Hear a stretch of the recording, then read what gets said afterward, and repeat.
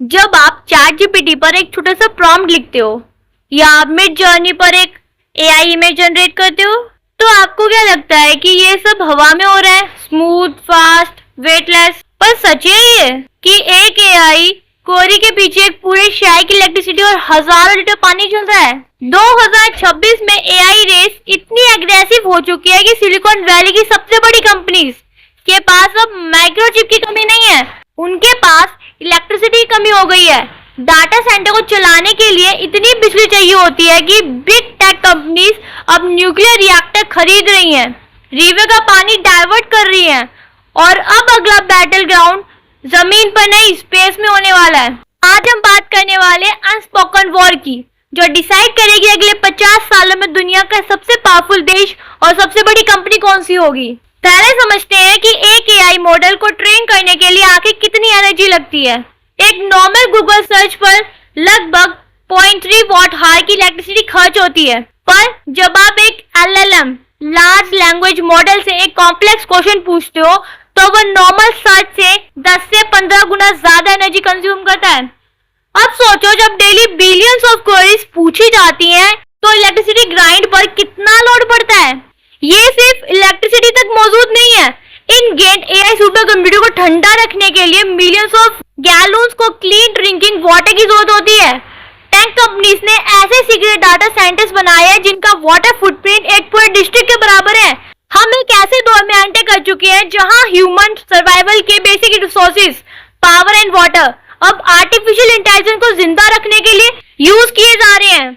जब solar panels और wind turbines AI की एनर्जी डिमांड पूरी नहीं कर पाए तो सिलिकॉन वैली के सीईओज ने क्या किया? उन्होंने मुड़कर देखा उस टेक्नोलॉजी की तरफ जिसे दुनिया पिछले 50 सालों से डरती आई है, न्यूक्लियर पावर। टेक बिलियनियर्स अब से सॉफ्टवेयर कंपनीज नहीं चला रहे, वो private nuclear energy infrastructure build कर रहे हैं। उनका गोल सिंपल है, उन्हें स्मॉल मॉड्यूलर रिएक्टर SMRs चाहिए जो डायरेक्टली उनका डाटा सेंटर के साथ जुड़ सके। ये एक ऐसा शिफ्ट है जो पिछले 100 सालों में कभी नहीं देखा गया। प्राइवेट टेक गेंट्स अब नेशनल पावर ग्राइड से अलग हटकर अपने खुद के प्राइवेट न्यूक्लियर हब्स बना रहे हैं। लेकिन अगर जमीन पर रिसोर्सेज खत्म हो जाए तो अगला स्टेप क्या होगा? Outer space. दुनिया की सबसे बड़ी डीप टेक कंपनीज अब स्पेस और डिफेंस सेक्टर में सबसे ज्यादा कैपिटल इन्फ्यूज कर रही है। वाई? क्योंकि जीरो ग्रेविटी और एब्सोल्यूट कोल्ड टेम्परेचर है, जहां कूलिंग का खर्चा जीरो होता है और 24/7 डायरेक्ट अनफिल्टर्ड सोलर एनर्जी भी मिलती है। मॉडर्न इलेक्ट्रॉनिक्स और डिफेंस टेक को चलाने के लिए rare earth metal, lithium, cobalt, platinum चाहिए। जमीन के रिसोर्सेज ड्राई हो रहे हैं, पर एक सिंगल एस्टेरॉइड पर पूरी धरती के जीडीपी से भी ज्यादा मिनरल मौजूद है। और नीचे कमेंट सेक्शन में जरूर बताना कि ये इस एस्टेरॉइड का नाम क्या है और इसके अंदर कुल कितनी जीडीपी है। और अगर समझ ना आए तो नीचे डिस्क्रिप्शन के अंदर लिंक भी दिया हुआ वीडियो का, जिसके अंदर डिटेल के अंदर बताया हुआ है। स्पेस पर डोमिनेंस का मतलब है ग्लोबल सर्वाइवेंस और डिफेंस नेटवर्क कंट्रोल करना। जो कंपनियां देश स्पेस बेस्ड एनर्जी और कंप्यूट ग्राइंड को मास्टर कर लेगी, वो अगले 100 सालों के लिए जियोपॉलिटिक्स और ग्लोबल इकोनॉमी को डिक्टेट करेगी। फिजिक्स के निकोलाई कार्दाशेव ने 1964 में एक स्केल बनाई थी, जिसे आज हम कहते हैं कार्दाशेव स्केल। ये स्केल किसी सिविलाइजेशन की टेक्नोलॉजिकल एडवांसमेंट को उसके एनर्जी कंजप्शन से नापती है। टाइप 1 सिविलाइजेशन जो अपने प्लैनेट की सारी एनर्जी हार्नेस कर सके। टाइप 2 सिविलाइजेशन जो अपने स्टार यानी सन की सारी एनर्जी को यूज कर सके।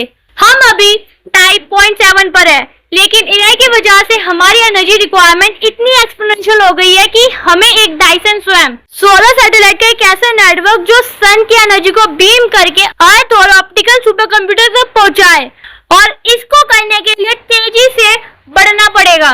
हम एक ऐसे क्रॉस रोड पे खड़े हैं जहां एआई सिर्फ हमारी जॉब्स या फोन स्क्रीन को चेंज नहीं कर रहा, ये इंसानियत की पूरी एनर्जी मैट्रिक्स को रीडिजाइन कर रहा है। फ्यूचर में 2 तरीके के लोग होंगे, वो जो इस कंप्यूट और पावर ग्राइंड को कंट्रोल करेंगे और वो जो इस ग्राइंड के डिपेंडेंट बनकर रह जाएंगे। चॉइस हमारी है कि हम इस टेक शिफ्ट को एक स्पेक्ट्रम की तरह देखते हैं या समझते हैं कि इसके पीछे के पर्दे का असली गेम क्या चल रहा है। वीडियो अच्छी लगी तो लाइक करो, अपने दोस्तों के साथ शेयर करो, चैनल को सब्सक्राइब करना मत भूलना।